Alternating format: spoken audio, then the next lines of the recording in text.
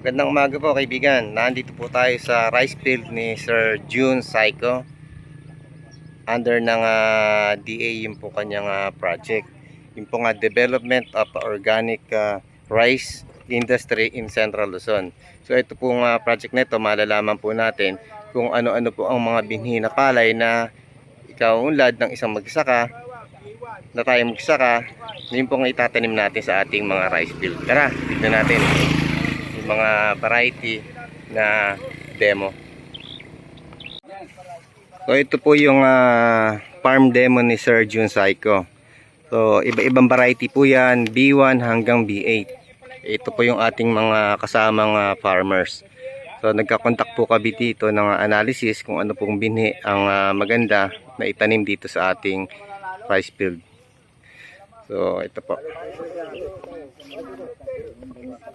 Nandito po yung full details po ng edad ng palay, yung haba ng uway, long grain, tsaka yung pong standing po ng katawan, malakas ba sa mga sakit, sa peste, sa diseases, yon malalaman natin.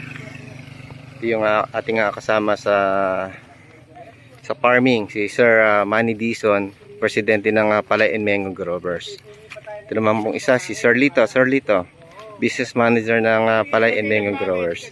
Lahat po ito ay cooperative members po. Iba-iba pong cooperative po ito.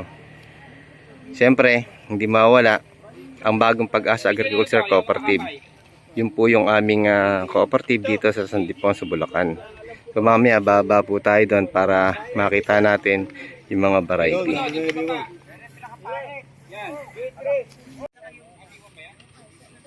So ito pong variety nito or research po na code po niya ay R1B5. So tignan natin yung standing or kanyang katangian kung maganda po yung kanyang variety. Ito po. Napansin po ninyo, halos lahat ng demo dito sa farm ni Sir June ay tanim po siya or manual or transplanted machine ang ginamit. Kung napapansin po ninyo kaibigan, yung po kanyang katawan, yun, medyo okay naman yung kanyang mga suwi. Pero yung kanyang body, para sa akin naliliitan ako eh. Pero yung standing ng kanyang height, ayos na ayos lang po to. Pagdating naman po sa bunga, ayun o, kuha tayo ng isa. Medyo mahina ang butil or konti lang yung butil niya. Kung napapansin po ninyo, nakakita nyo rin po yung dahon. Yan, tama po ng fungus po yun eh. Isang sakit sa palay or fungus na blast, rice blast ang tawag dito. So, ito po lahat ay hindi po natin itong binombahan, gawa ng organic nga po. Yung pong ating pinapractice dito sa DA. So, tingin naman po tayo sa ibang code ng variety ng palay kung ano po yung kakaiba. Dito naman sa kabila ay ito po. Yung code po niya ay R1B8. So, ito po siya. Ito po yung nauna. Ito naman po yung R1B8. Ito. Una, tignan natin yung katawan. Yung sa katawan naman po, ang masasabi ko lang, konti lang po siya magsuwi. Pero sa katawan, medyo okay po siya. Kumbaga nasa standard po siya. Pagdating naman po sa butil, ayan, medyo mas marami pong butil ito kaysa doon sa nauna nating nasabi kanina. Yan siya. So itong R1B8, yung pong details po niya ay nasa medium lang po. Katamtaman lang po yung kanyang kagandahan. Punta naman po tayo sa iba. So, ito naman po kaibigan, isang variety naman na R1D1. Yan. Doon po sa katawan, masasabi po natin dito ay medyo okay. Standing. Yung pong height, ayos na ayos.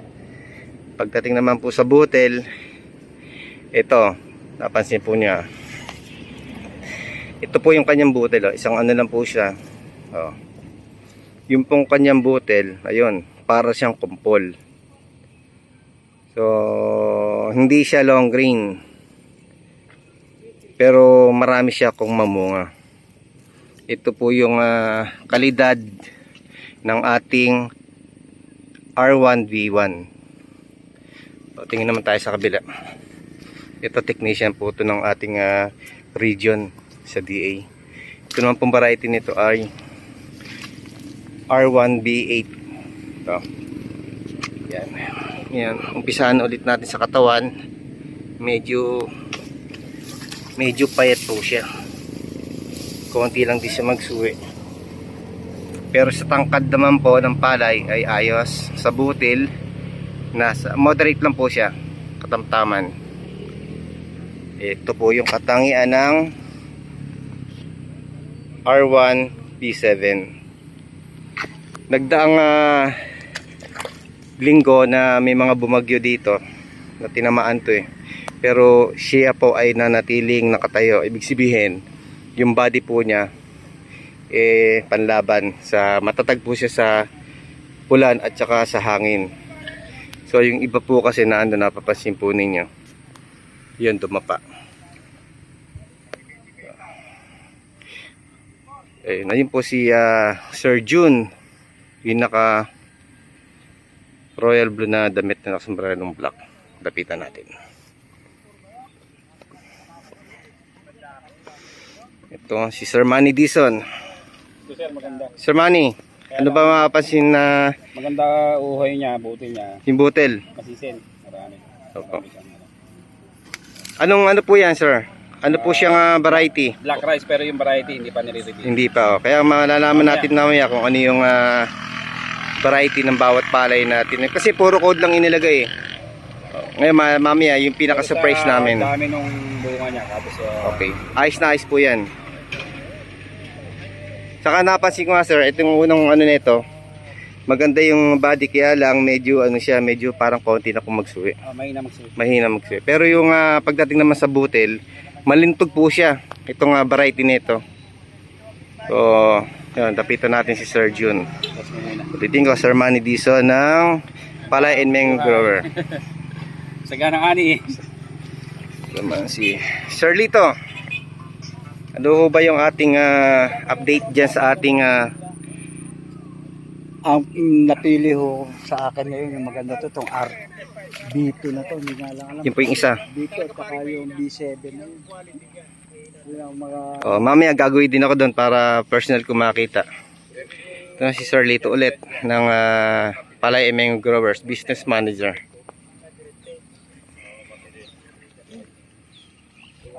So, si Sir June Saiko.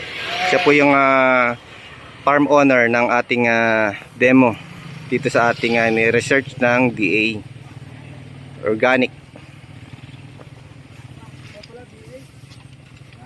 So, dito.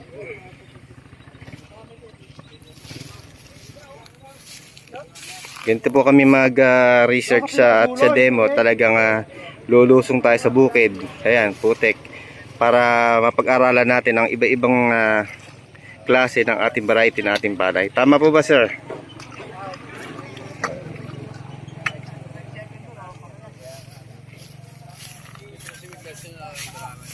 So ito po yung yung R1B2. So ito po. Masabi ko dito, mataas yung kanyang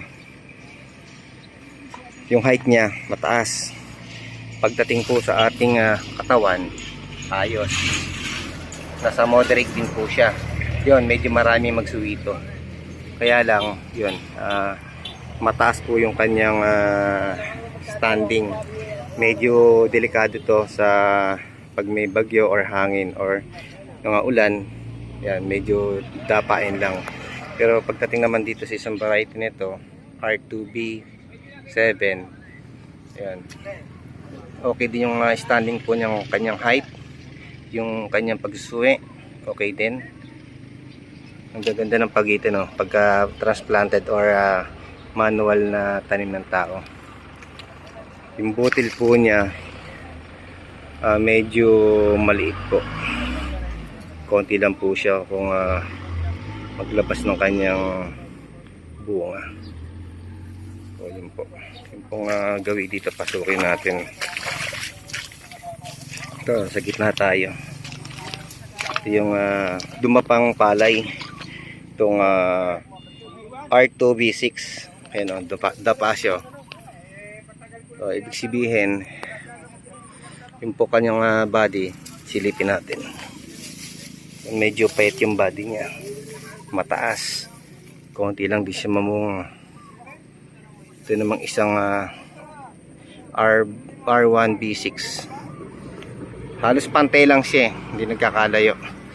Yung katawan, yung butil, yung bunga. Ayan. Ito ay isang, so hindi siya long green. Yun po yung iba na ibang variety, hindi na natin papasukin gawa ng dumapa po. Iba-ibang variety po yan. Merong R1B3, R1B4, R1B3. Ayun o, iba-iba.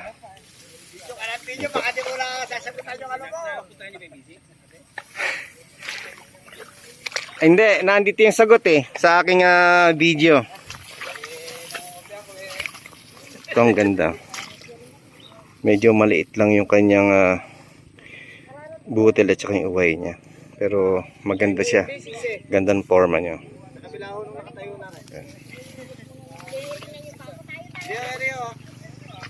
B6. Patapa ba? Patapa? Ayun. Kasi may pagkabalayo. Hindi, pag pinipit dito ganito.